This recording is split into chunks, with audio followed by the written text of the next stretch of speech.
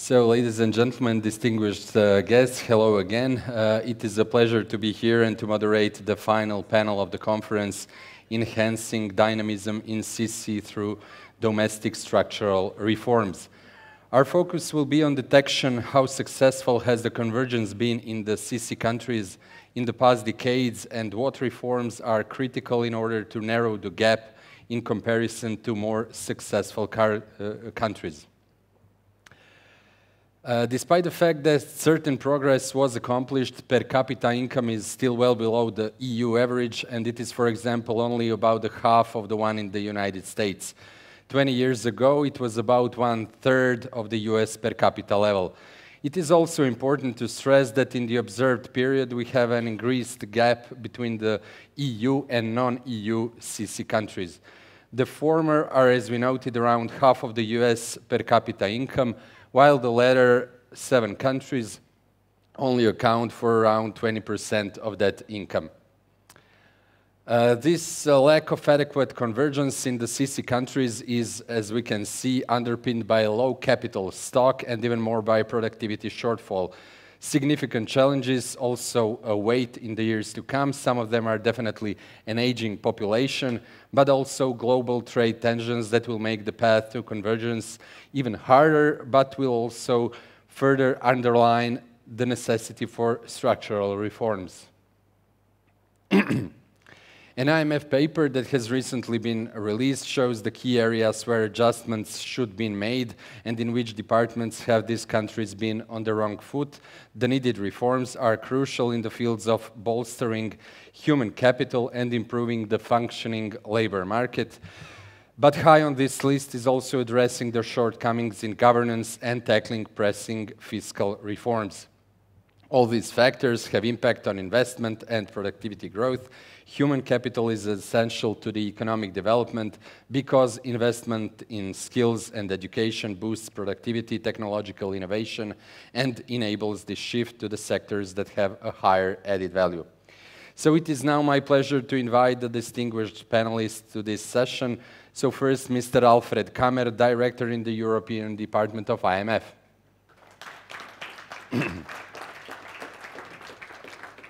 Madam Beata Javorcik, Chief Economist of the EBRD. Mr. Tomáš Holub, Deputy Minister of Finance, Czech Republic. And Chiara Criscuolo, Principal Economist in the IFC. Before we start with the session, let's hear a video message from the European Commissioner for Enlargement, Madam Marta Kos.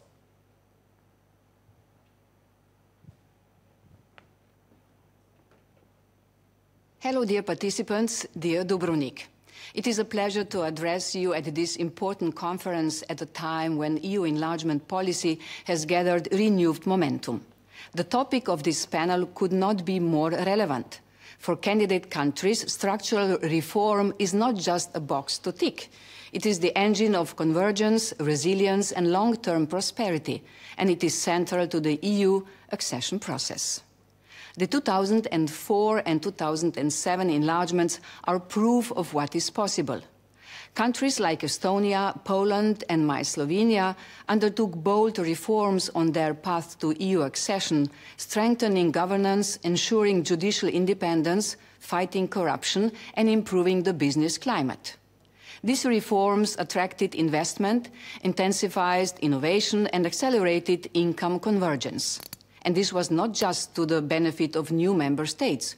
Older member states also gained from stronger supply chains, expanded markets, and enhanced regional security. Today, our candidate countries, from the Western Balkans to Moldova and Ukraine, face similar opportunities, but also greater challenges. The economic fallout from the pandemic and Russia's war of aggression have deepened structural weaknesses. Bold reforms can no longer wait. This is why the EU has launched ambitious new tools, the reform and growth facilities for Western Balkans and Moldova, as well as the Ukraine facility. These are performance-based, targeted, and focused on real integration into the EU single market before full accession. We can no longer think of EU policies without bringing into it our enlargement agenda. From the competitiveness compass to the white paper on defense, the new EU policies must take into account our candidate countries on the path of EU accession. But let me be clear. In order for these countries to reap all the benefits that EU accession brings, they need to take bold steps to implement genuine domestic reforms. We need better, more robust institutions, cleaner governance, transparency, and stronger rule of law. None of this can succeed without strong partnerships. Our cooperation with the IMF and other key international partners is crucial. Your expertise in public administration, fiscal transparency, tax reform, and public investment is a key complement to our enlargement agenda. Together, we are ensuring that reform is not only ambitious, but also credible, sustainable, and inclusive. Enlargement is Europe's strategic future. This is not just about economic prosperity, but also about strengthening our community of European values and enhance our collective security. This is our shared responsibility. Let us make this a decade of transformation that will lead to completing our European Union through domestic reform, European integration, and close cooperation. I count on your good cooperation in the future and wishing you a very successful conference.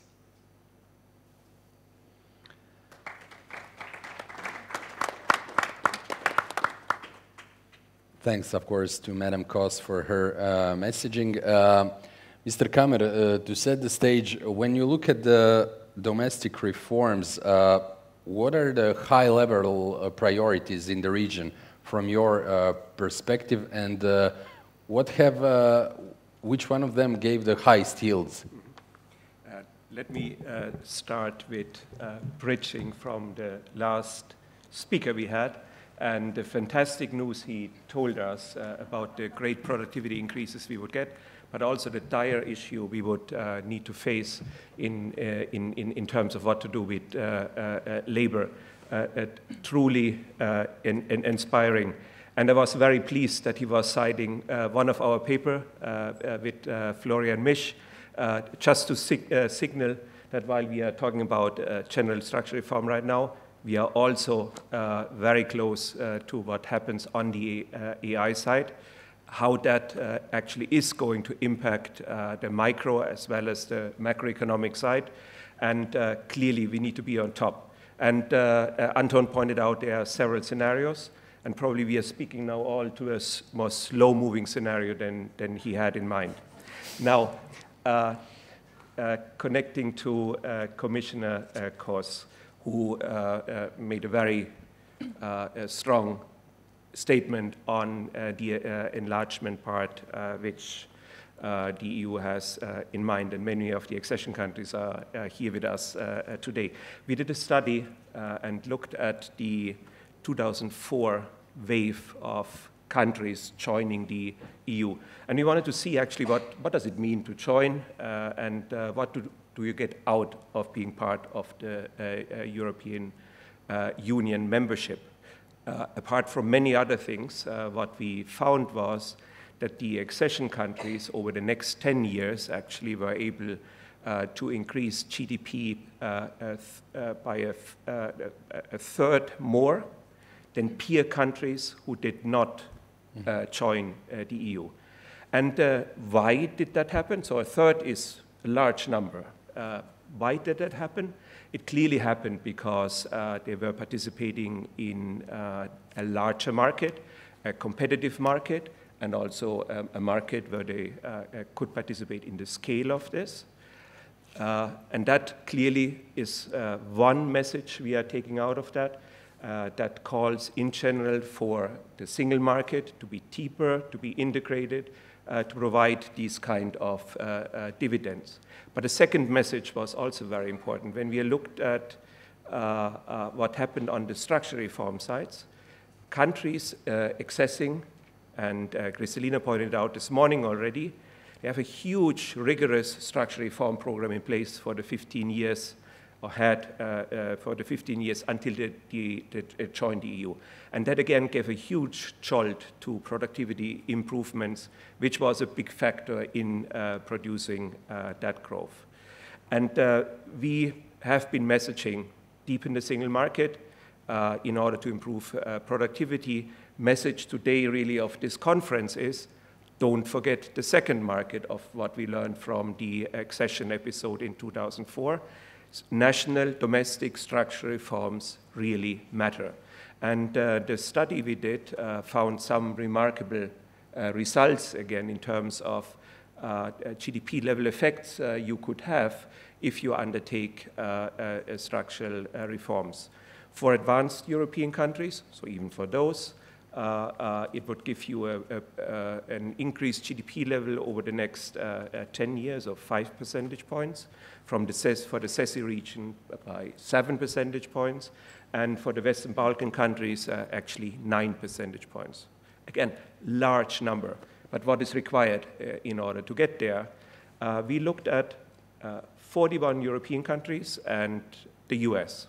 And we looked at the 1 or 2 countries which were on the frontier in terms of best practices in a number of areas. And we identified those country by country. And then we did a model simulation to see if countries actually in the top priority areas in their country close this gap to the best performing countries just by 50%. This is the GDP level boost they're getting out of undertaking these reforms. So not impossible to do. Main findings is number one issue which matters and gives a growth boost for the CESEE region of 3 percentage points of GDP is on the labor market side. And here, you know that the IMF has been preaching flexibility in labor markets, entry-exit, still true. But what really is coming out of that study is skills matter, training matters, upskilling schemes are important, education matters, especially in a period of fast technological change. And that should be a focus of a labor market reform. A big topic everywhere right now is business regulation. Again, was identified as a priority area across. Cut red tape, provide a regulatory certainty, streamline business regulatory efforts, again, would be a big boost and part of this package. And for the Western Balkan region in particular, what matters is making progress on governance reform. And that gives an increase in GDP of 5 percentage points. So what we try to do is identify, first conclusion is, it's not just EU-level reforms which we need for existing member countries, but we need also national structural reforms, and we need those for all countries, including the accession countries. And the second part of this is if you make progress on these particular reform area, focused, you're not necessarily making it to the frontier, sufficient in order to generate large gains in GDP. And it's a very strong and potent message.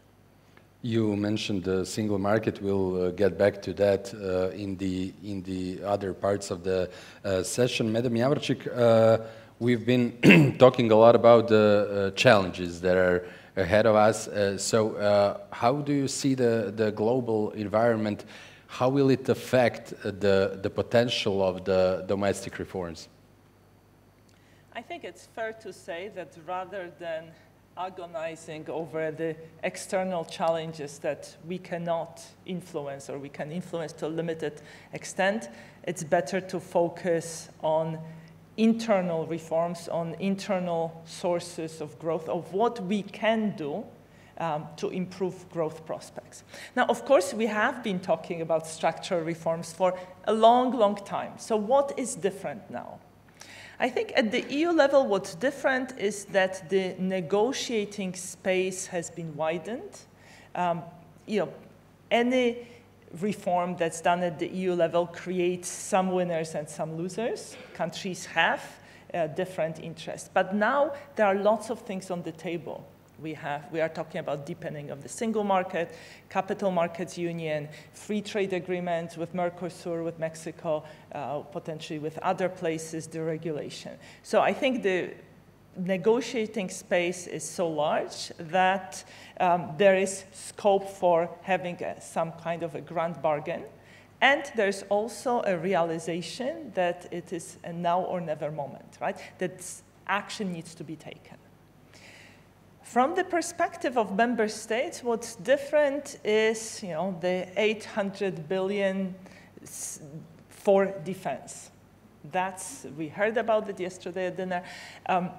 And here I'm not talking about, the potential impacts on GDP from spending and sourcing from various industries in member states. I'm talking about using the defense expenditure to create foundations for future growth.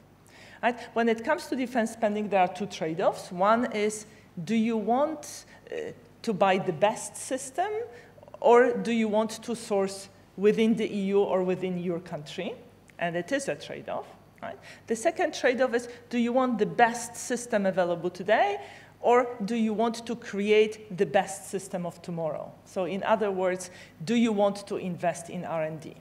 And because we are talking about massive amount of money being spent, and probably this amount of money is not going to be available anytime soon, I think it's very important to make sure that a good chunk of that money is going to be funding R&D. And everybody talks about Europe falling behind in terms of R&D. Let me give you some figures. When you look at the list of firms with largest R&D spending globally, 100 firms, 35 are American, a quarter are Chinese, 1/5 is European. And there are only 2 pharmaceutical firms from emerging Europe on that list. Are those satisfactory data or not? Sorry? Are those satisfactory data or not? No, but particularly what's depressing is that 20 years ago that list looked very different. More than 1/3 of firms were European. So I think channeling defense spending into R&D is an absolute must. Now, finally, from the perspective of candidate countries, what's different? I think the value of membership is higher in a turbulent world. It's harder to, it's going to be harder and harder to remain what's called a connector country in the IMF parlance, a country that will be pursuing multi-vector policies. And from the perspective of the EU, I think the urgency of sending credible signals for accession countries has become stronger.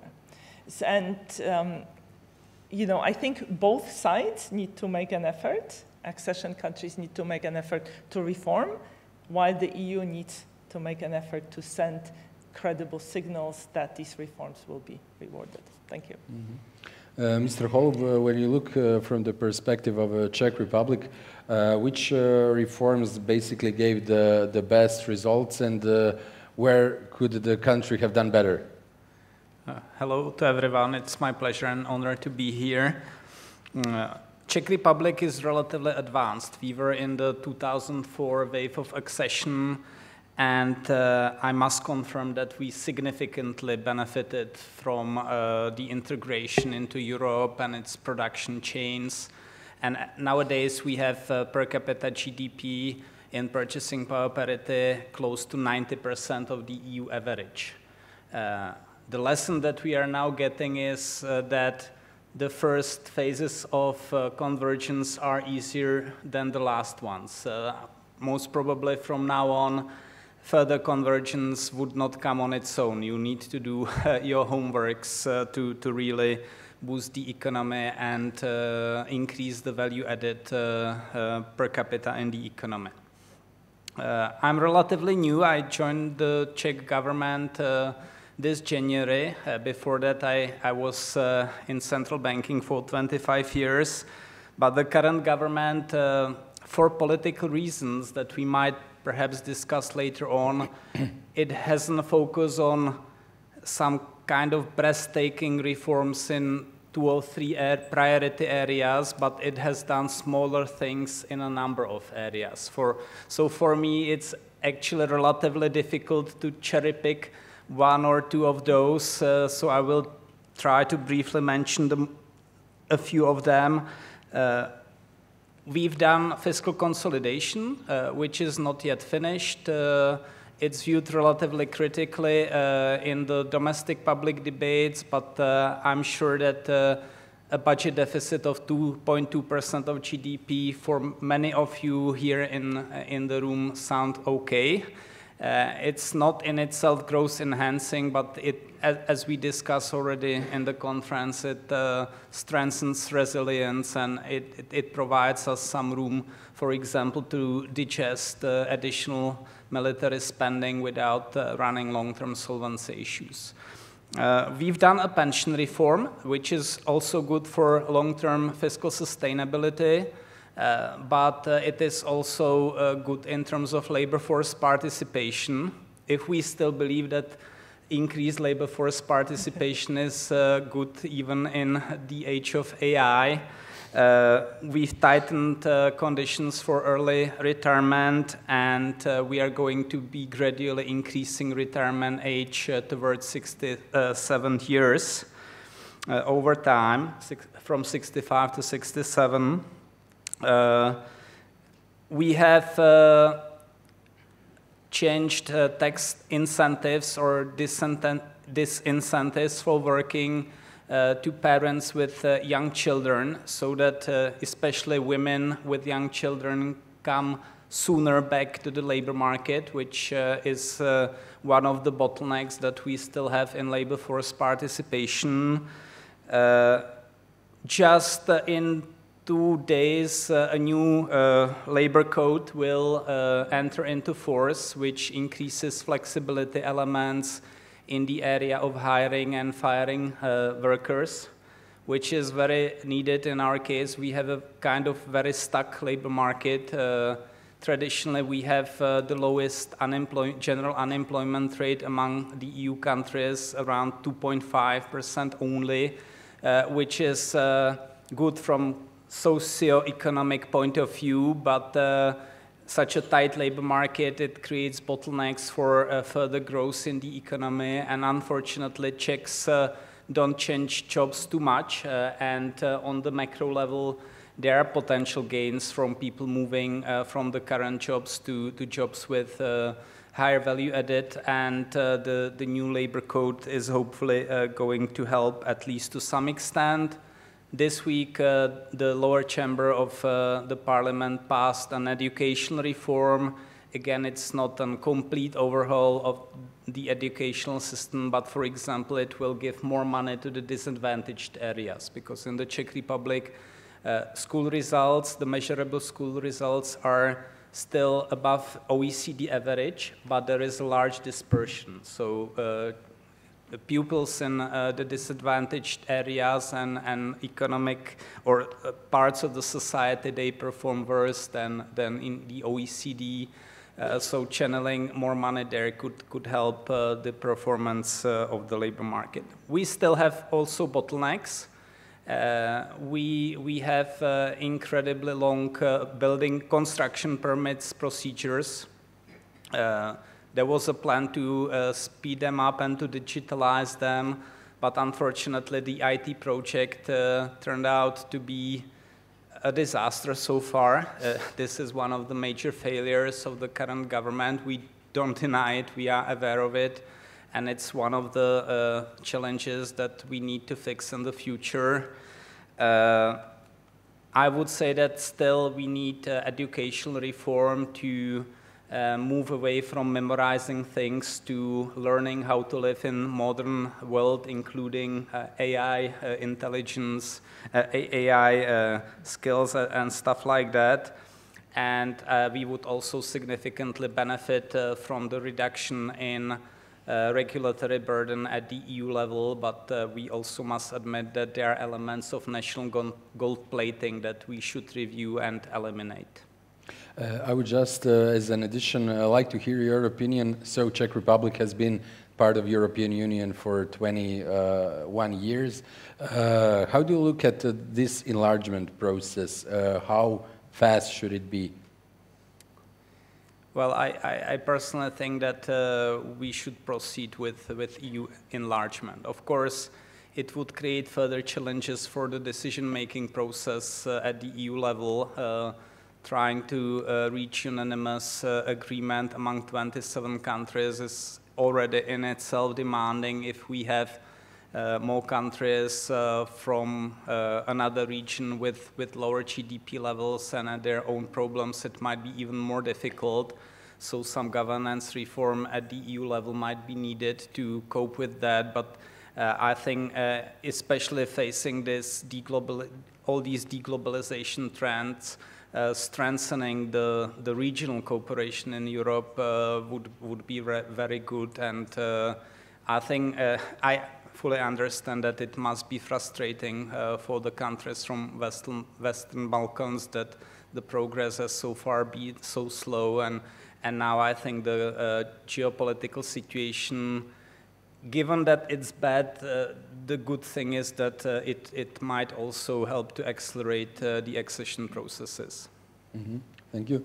Madam Criscuolo, you've done a research that shows that basically all these negative trends like lack of competition, regulatory complexity, inefficient judicial systems have basically negative effects, especially on the young firms. So what does it mean in terms of reforms, big picture? Okay, so thank you, Mladen, for the question. And indeed, in the research that you mentioned, we looked at how the national policy environment is linked with the growth performance and the scale-up, we heard it today, of startups vis-a-vis incumbents, but also for startups across different sectors, focusing on the performance of startups in high risk, high uncertainty environment, but also with high growth potential. So I think that is the first key for why this is important for the macro picture. Now, why did we do this? And I think this is particularly important for the CESEE region, is the fact that the policy environment, and in particular when we think about industrial policies, they might be by design or in some case inadvertently being more focused on favoring the activities of incumbents vis-a-vis startups because of lobbying, but also because the needs of existing and potential startups might not be heard. Also, let me say that startups are much more exposed to instability and potentially bad design of policy. So what we did do, and these are really the key result, is we focus on two types of policies. The first one are policies that I would say try to support firms facing risks and uncertainty, and we focused in particular on something that we heard today, which is risk capital and access to credit, and you really see that this is linked to much higher growth performance of startup. But on the other hand, you also have policies that add uncertainty to an already risky environment, and these are, if you want, lengthy bankruptcy procedures, that this is where we focused on, and also weak contract enforcement. And what we do find is that these, I would say, policy failures, this additional policy uncertainty, add not only a negative, I would say, outlook for the growth of startup, but in addition, they slow down the reallocation process in countries because they allow incumbents, even the non-productive incumbent, to survive. So this, to me, it's particularly bad in countries that need to achieve a better, I would say, productivity-enhancing reallocation process and creative destruction in the economy to really innovate more and grow faster, especially at the macro level. We have seen, and you showed it in the figures at the beginning of the panel, the negative contribution coming from TFP to the lack of convergence of the region. Let me also add to, and I want, rather than we said before, I don't want to do repetita iuvant since we speak in Latin, but I want to complement to what Alfred said before, and it's the importance of skills. Now, not my own research, but recent research from the US showed that especially in digital sectors, so the one where AI is going to be created, and in areas where the competitive environment is particularly weak, and you have large incumbents, a lack of skill shortages will affect negatively much more the startups who will not be able to attract the talent that they need to grow, because this talent will prefer to go to incumbents who have a much larger network and much, more job security, if you want, and prospect for career. So I think this is another important point. So this is really where I see the focus of, I would say, reform in these 4 areas. Mr. Kammer, we got the general idea how should domestic reforms look like. We also heard on the previous panels that also some EU-level reforms should be made. So how do those 2-level reforms interact? Yeah. Let me follow immediately up of Chiara's point, because the issue is not about EU-level reforms, domestic reforms. The issue is Europe needs a much more dynamic business sector. And when you're comparing the US with Europe, the US enterprises as a startup, they can grow faster, including because they get capital to scale when they're starting scaling up. And when you look at US enterprises, they have a large market available, so they can produce to scale. And in Europe, you still have this fragmented market. How to change that? And what you need to do is both. You need the EU-level reforms and you need your domestic reforms. But we shouldn't see them in nice boxes and in isolation. Because in the end, it's about creating that European-wide ecosystem. And reform starts at home, but cannot stop there because you need to have the access to this larger market. One example, and following up on the issue of innovation and R&D, what Europe is missing is labor mobility from country to country. It's 8 times as expensive for a worker to change jobs between countries in Europe than it is to change jobs from one US state to the other. When you talk about Silicon Valley, that is taking the US talent and moving across states and also bringing in international talent. And that ecosystem, Silicon Valley, grew because it had the ability to tap this huge labor market. And that's still not the case in Europe. But in order to have this talented labor, think about domestic structural reforms, because it means you need to create that skill set. You need to have that education in order to produce that worker, which in the end can have this innovative and R&D ideas. When we are thinking about the big topic right now in enhancing productivity, one of the elements Valdis said was simplification of business regulation. Again, this cannot be an isolated reform at the EU level. Yes, move to regulation, but at the same time avoid the gold plating. And when we are looking at red tape, big domestic problem in Germany based on German regulatory framework, nothing to do with the EU. That needs to be fixed. When I look at Spain and also Germany, we have regulatory differences between regions. So, message is you need the domestic structural reform efforts if you want to create that productivity increase and benefit from this EU-wide. Domestic structural reform is not enough. You need the single market and a deeper single market. That's why you need EU-level reform.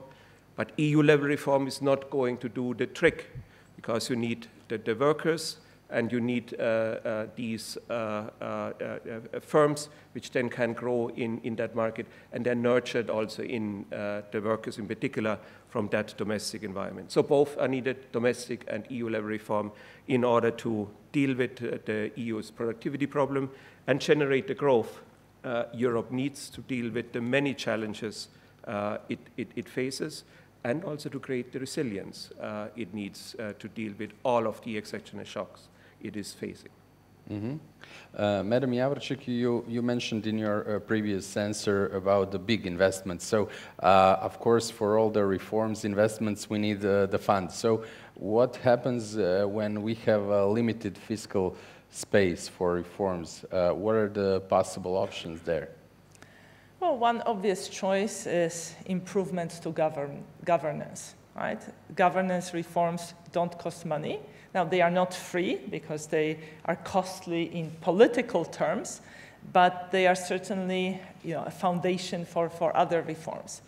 And in this part of the world, particularly in Western Balkans, governance of state-owned enterprises is an area where a lot of progress could be made. A few years ago, we wrote a transition report on governance, and we have taken a look at where our countries of operation, so all of our countries, not just Western Balkans, are in terms of rules governing state-owned enterprises. And we compared the rules on the books to best practice according to the OECD. And the picture we saw was not very pretty. Actually, in EBRD's regions of operations, rules governing SOEs were very far from the best practice. In many cases, there was no, the border between ownership and regulatory power was blurred. In actually a fifth of countries, SOEs had the power to regulate themselves. Merit-based appointments to boards were more of an exception rather than a rule. Even when there existed independent boards, often they had very limited power. They were not able to approve budgets or dismiss management. And perhaps what's most important is that SOEs often benefited from preferential tax rates, inputs at below market prices. So essentially their presence was tilting the playing field against the private sector. So reform of state-owned enterprises is very important. There's also a sort of a political dimension, sort of political level playing field. And it matters for other reforms. It also matters for green transition. I mean, how can you run competitive tenders for renewable energy if you have poor governance in your country? Finally, let me add that governance is one of the top priorities of EBRD in our next strategic and capital framework. And we've had lots of experience with helping SOEs reform, and we stand ready to assist countries that are interested. Okay. Mr. Holub, we often say in the public space that for reforms you need a political will. So when you look at the political circumstances, how important is the stability to implement the reforms? We heard from other perspectives. For Croatia, for example, we have the same government for almost 10 years. So we implemented the euro area, Schengen. Some other countries didn't do that because they had like 5 election processes in a couple of years. So from your perspective, how important is that political stability? Yeah, well, that's of course very crucial for managing the reforms. I mentioned that the government that I'm working now for has done smaller reforms in many areas rather than a few breathtaking areas, and I think it's related to the fact that originally it was composed of 5 democratic parties. Now it was reduced to 4, but still it's quite heterogeneous. Basically, what we see is a rise of populism and extremism in many countries, including the Czech Republic. So this government is composed of all the democratic parties, everyone that has some seats and is not populist or extremist, please come in. But then, of course, you have parties from the left to moderate right, moderately pro-Euro or moderately anti-Euro, and conservative or progressive. And if you make such a heterogeneous coalition, it's very hard to agree on breathtaking reforms. So you then need to focus on smaller things in many areas. Also, we have experience, unfortunately, with changing governments and reform reversals. There is a tradition that when there is an unpopular but needed reform, the opposition campaigns against it, wins the next elections, they come and they abolish some of the previous reforms. This has concerned some pension reform changes.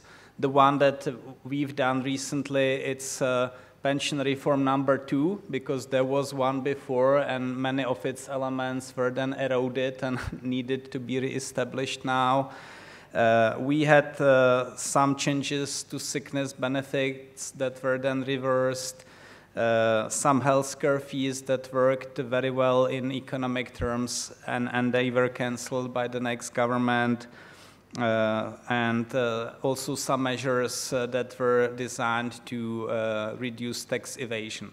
And this was not just in the past, when the political competition was between the left-wing and right-wing parties, but it also survives into the new age of the competition between democratic pro-system party versus populist anti-system parties. So, of course, how can you get out of it? What are the solutions to make the reforms more durable in such an environment? I think actually the way that was chosen by this government of more smaller reforms may be more durable than a few breathtaking ones, because those large reforms are easier to reverse. If you do many things, it's unlikely then that the next government would really cancel everything. Something might still remain in place. There is one idea in the upcoming working paper by the IMF that suggests that bundling reforms might also help in terms of political sustainability. Simply, if you put together sweet and sour things, it might be more acceptable for the society. They might be able to cope even with the unpopular things if they at the same time see at least some benefits. And then, of course, it's good to have some commitment devices. I think for the Western Balkan countries that aspire for EU accession, this is a big motivation to do reforms and not to reverse them. It worked for us like 30 years ago, not anymore, we've been there for too long, but for you it might help. In Slovakia, at least temporarily, Euro adoption was a kind of commitment device which prevented left-wing governments from dismantling previous reforms that had been done by liberal governments. So again, I think it doesn't work in Slovakia anymore, but temporarily it can work. At least to some extent. But we probably should also look for kind of homemade commitment devices to make sure that the important reforms don't get reversed so easily and so often. Mm-hmm. Madam Criscuolo, it's probably hard to give a precise frame for reforms, and it can, of course, vary between the countries. But from your perspective, what is some desirable sequencing of reforms? So no magic potions, no panoramics, I would say. But let me give you probably my recipe and the 5 key ingredients. And I think, especially for this region, I would really start with strengthening the institutional capacity available in governments. And I think there are two important aspects to this. The first one is just enhancing the skills available in government. This is going to be increasingly more important the more budget is becoming available even from European funds. The second one is very much focusing on the importance of interministerial collaboration. And I would say cooperation and coordination and coherence of reforms, but also, I would say, industrial policy and industrial strategies. In fact, you know, with the rise of industrial strategies across countries that need to face, you know, we discussed AI, so the digital transformation with all its challenges, the green transition, you really need to have a lot of collaboration across ministries, and at the moment, I think it's very hard to be implemented. So having a platform for enhancing collaboration is where I would really invest. The second area, I think, is very much related to what Beata was mentioning, and it's focusing on leveling the playing field. And this you can do in different ways. I mean, I think many European member countries are focused on improving the competitive environment by improving product market, implementing product market reforms.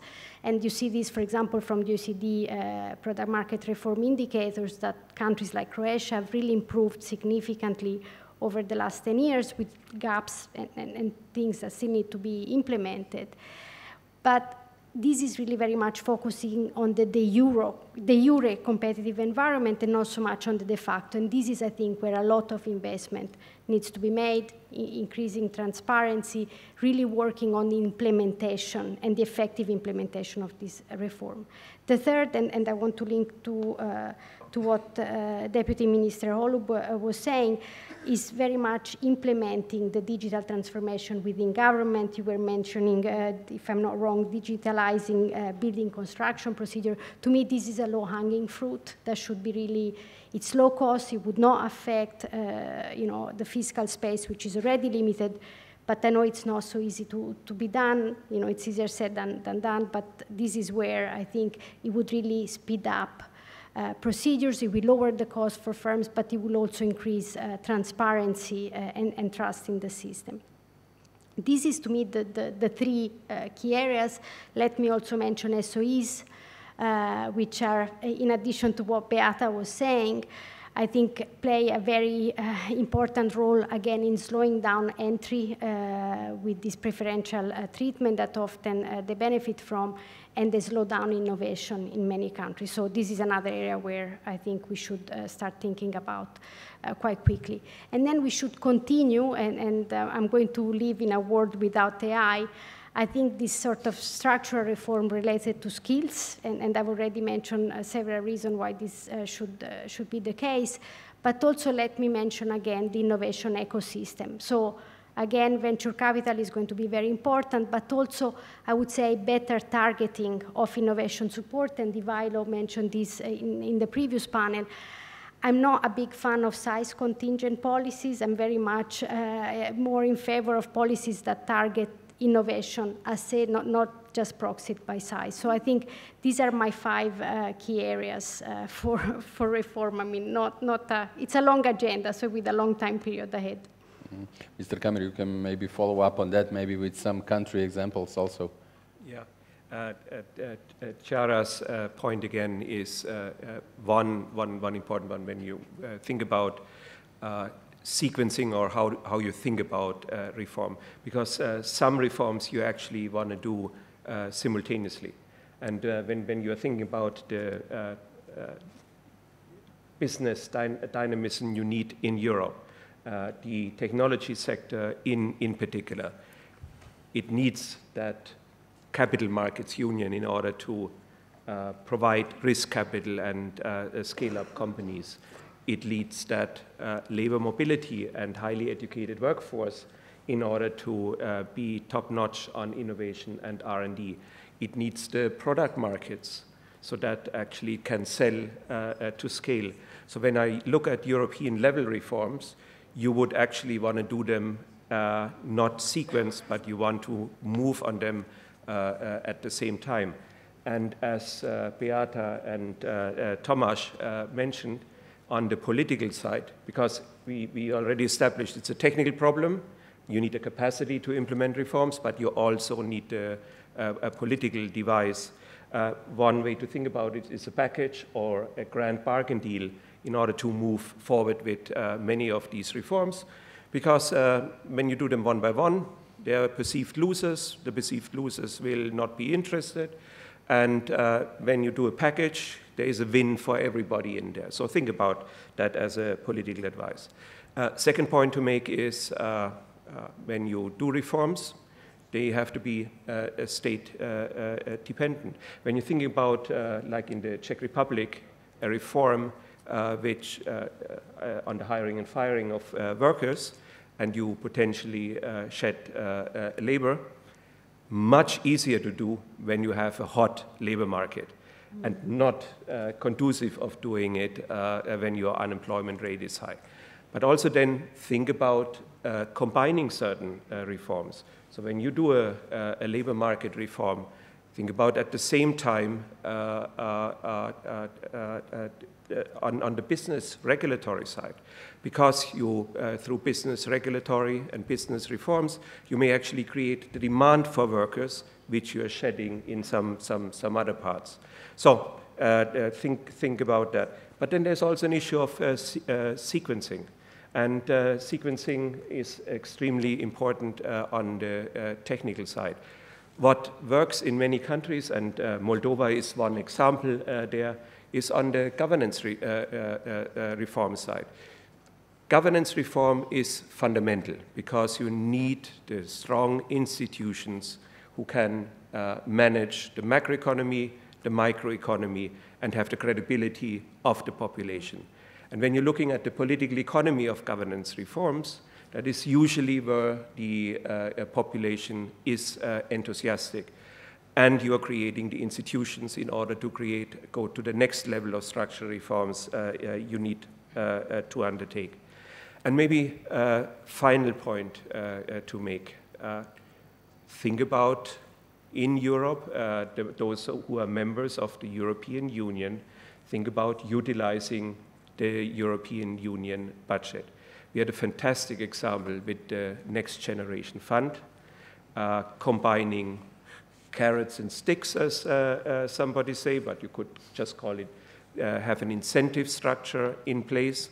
That incentive structure meant structural reforms are part of the deal, but the budget, EU, makes money available in terms of grant forms or loans for investment, but you need to carry out those structural reforms. Now, if you think about a politician, it's much easier to say we need to do these structural reforms because there are billions which we are getting actually in order to carry out stuff in our country, and use that as a commitment advice.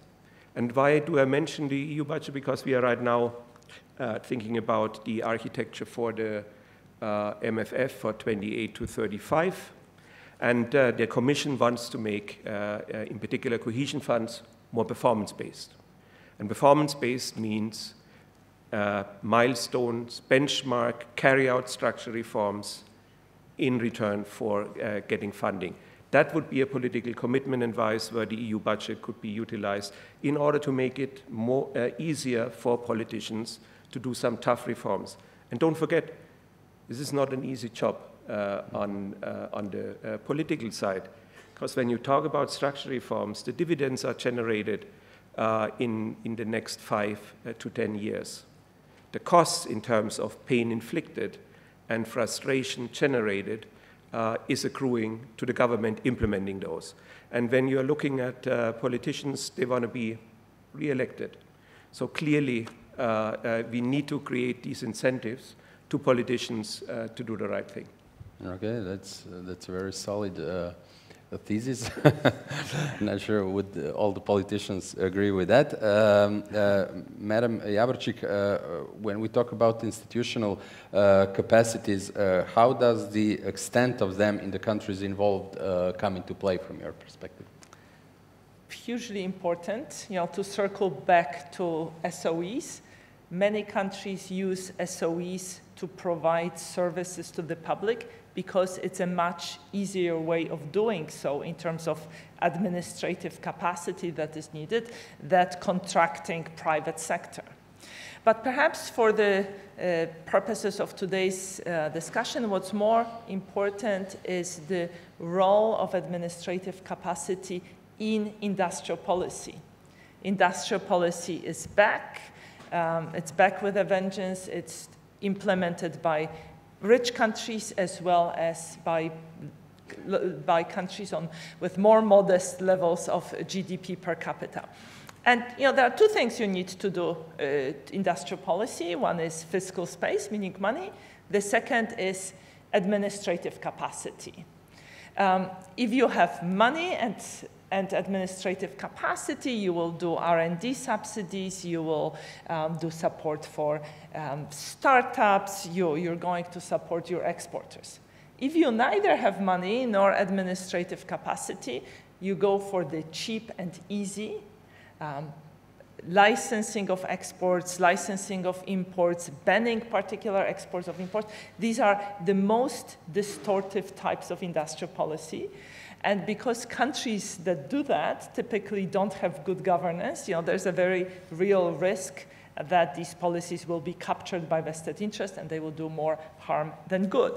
Actually, in our last transition report, we looked carefully at the topic of industrial policy. And our conclusion is that, yes, it can deliver, but it's hard to get it right. And administrative capacity is part of requirements that you need to get it right. And we talk about some principles, how to make sure that industrial policy delivers. Well, first, be clear about the objectives. Have a hierarchy of objectives. Make sure that the objectives don't work against each other. I mean, think about the European context. We want to electrify transport. We want to have lots of electric cars on the road. So that means they should be cheap. On the other hand, we want to protect employment in the automotive sector. So they're not cheap. So they are not cheap, right? So make sure that policies don't cancel each other. Second, put an end date to a policy, because if you are signing up to give special treatment to a particular sector, firm, region, make sure there's an exit date, because otherwise, once you give preferences, it's politically very, very hard to roll them back. And finally, keep in mind that industrial policy is not about dealing with short-term difficulties of a particular sector. It's about building long-term competitiveness. So it is as much about picking winners as it is about letting losers go. Mm-hmm. Mr. Holub, we've seen from the IMF slide, so basically labor, fiscal, and governance, those three reforms are the top priorities also in the CESEE countries and in the Western Balkans countries. Which of them will be, from your perspective, the most challenging to manage? Well, in a sense, of course, all of them, and it may differ from one country to the other, but I think the total factor productivity, it's something that's hard to achieve because there is no one single measure or two particular measures that are enough to boost your TFP. You probably need to do a range of things, starting from educational system, going to R&D support, startup, business dynamism, and you don't get the benefits immediately. I think it takes time. For example, if you improve your educational system, you start to get the benefits, maybe not in 5 years, but in 15 years. But it's still necessary to do. Of course, fiscal policy, fiscal reforms, they depend a lot on the starting position of each country, which are very different. Some countries are in a better place to make sure that their public budgets are sustainable and that their tax system are less distortionary. So for some, it may be easier than for others. And of course, labor market reforms, they may not be popular, but at the same time, unless we all get replaced by artificial intelligence, we need to utilize all margins, all niches in labor market participants to cope with the aging problem.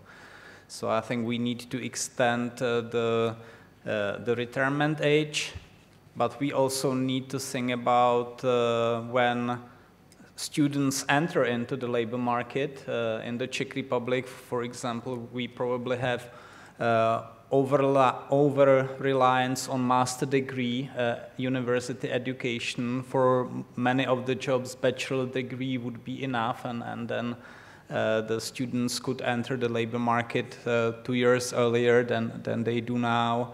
And we also need to focus on incorporating, especially women with young children, faster into the process. It has multiple potential benefits. It's not just increasing labor force participation, but also reducing the pay gap between the genders. So I think this is something that you can do, but you need to design it carefully to make it socially acceptable. Mm-hmm. Although we said that we are not going to put domestic reforms and EU-level reforms in the boxes, but Madam Criscuolo, what do you think if you do those things right? How much of additional growth, how much benefits can you make?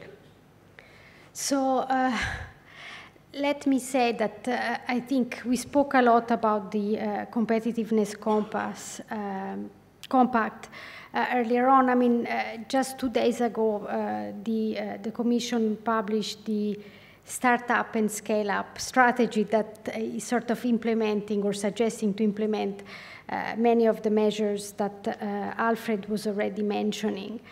And I think if you do it right, and let me get to this point at the end, actually you could really support the pro-productivity, pro-scale-up reforms that you can do at the national level. So you should see this European level momentum that we discussed throughout the day at the conference very much as a complement. And the reason is that until now, for example, you could create a European firm, this Societas Europae, but you would have only like very large firm doing this because it was too costly. This is going to hopefully change with this new strategy. And so you would really allow, I would say, the frontier startup firms to really scale up at the European level. And this was not possible until now. And again, Ivailo, I think, made some very nice example on how, first of all, you didn't have the scale of the market that you needed to really reap off the benefit from innovation, but you also had to face this continuous hurdle, and you couldn't access the talent across borders. Now, this is all great on papers, and I think, if it works, it is going to be wonderful. What are the challenges? And I think I see at least three. The first one is countries, and we saw it a bit in the Slido questionnaire. I think there needs to be political ownership by countries. And if you don't have that ownership by countries, this is just going to add a layer of complexity and a layer of regulation to the ones that the country have, and the two reforms could diverge. And so actually at the national level, you could see this reform momentum actually being slowed down rather than being pushed. So that to me is the first risk. The second risk is one of rather than streamlining regulation, having this new 28 regime that would sort of incorporate and supersede all the 27 that exist, you can actually risk to just add an extra layer of regulation, increasing costs to firms. And actually, one of the things of the startup and scale-up strategy is firms can opt in or opt out of this 28 regime. So that, to me, is the second risk.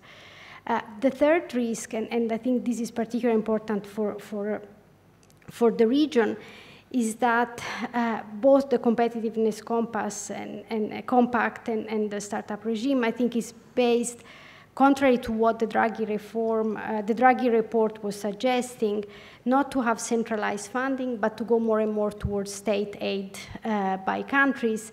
And so, the risk here is that there is going to be some disequilibrium between the larger, richer countries and the sort of smaller economies in Europe. So to me, this is really the third risk. So we need to make sure, A, that countries have ownership, 2, that we don't just add layers of complexity and regulation, and that actually countries are able to implement the reforms. And third, I would say, again, being coordinated, especially if we go towards the state aid road. And I would say work hard to maintain a level playing field, because when we do state aid, we are playing, again, with the single market. So I think these are my 3 caveats to how we can make sure that national reforms and European level reforms go hand in hand. Thank you very much. And now it's the time to include also the audience. We have just about enough time to take a couple of questions from the audience. So do we have, please, sir?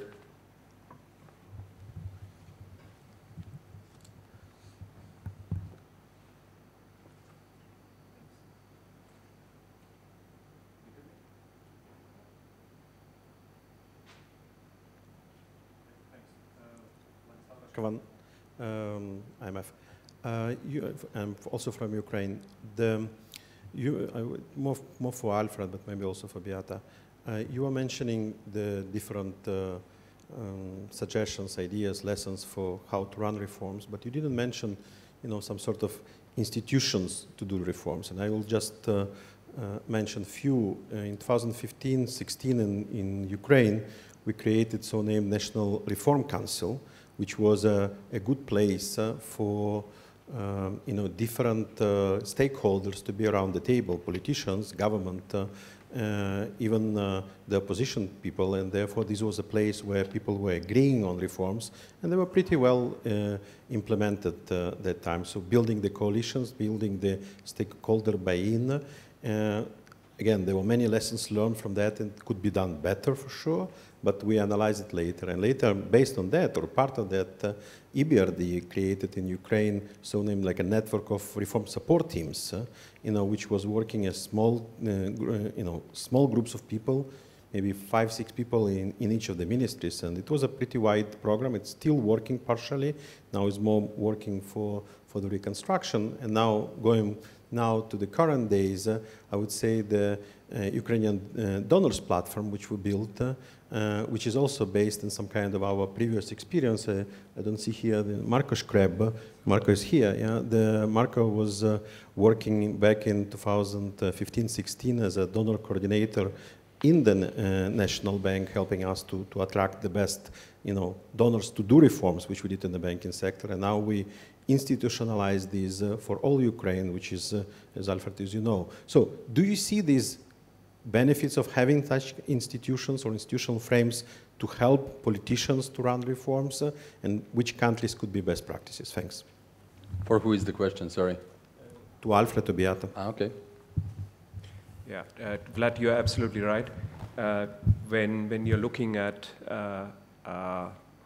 successful countries, you have strong political leadership, and you have a top-down approach in terms of organizing that. And that is a recipe of getting things through the cabinet and organizing your civil service to undertake reforms. And change management is a difficult thing, so you need to have experts actually looking at how to do best. But as you said, you need top-level leadership, you need the leader invested in it, and we have an institutional setup, including the expertise in order to carry out these reforms. And one example where this worked was Ukraine. But you see it in other countries as well. And it makes a difference when you move these reforms through and you're not getting stuck in the mud. Thank you very much for bringing up support teams financed by the EBRD. you know, we don't brag because we think that our record speaks for itself, but we are very grateful that you brought it up.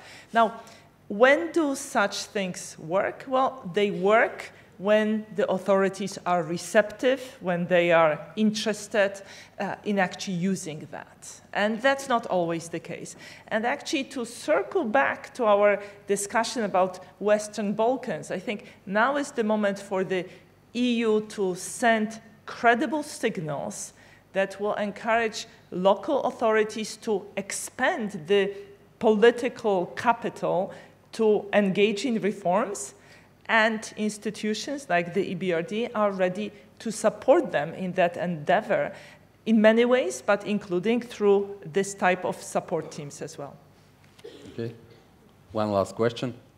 Thank you. Hi, I'm Charlotte Roux, the Managing Director for Central and Southeastern Europe at EBRD. And I just want to come in on this very topic. You know, the government under PETCO in Bulgaria wanted us exactly to set up this kind of reform support program. And sadly, it was a very short-lived government, and we never managed to get it off the ground.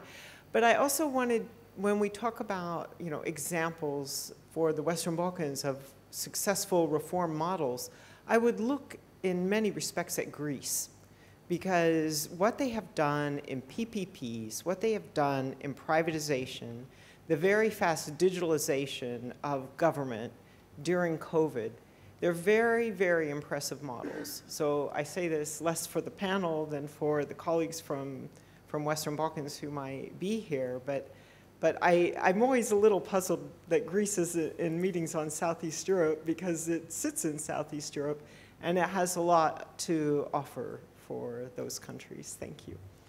Just a shout out on this one for all of the countries which went through the Euro crisis and went through programs, Ireland, Portugal, Greece. They did serious structural reforms, and they kept to implementing these structural reforms. So they got the macroeconomic house into order, and the structural reforms are paying dividends in terms of growth, and they were more resilient during the Russian gas shut-off crisis than other countries. Thank you very much. Sorry, we ran out of time. Let's give a big applause to our panelists.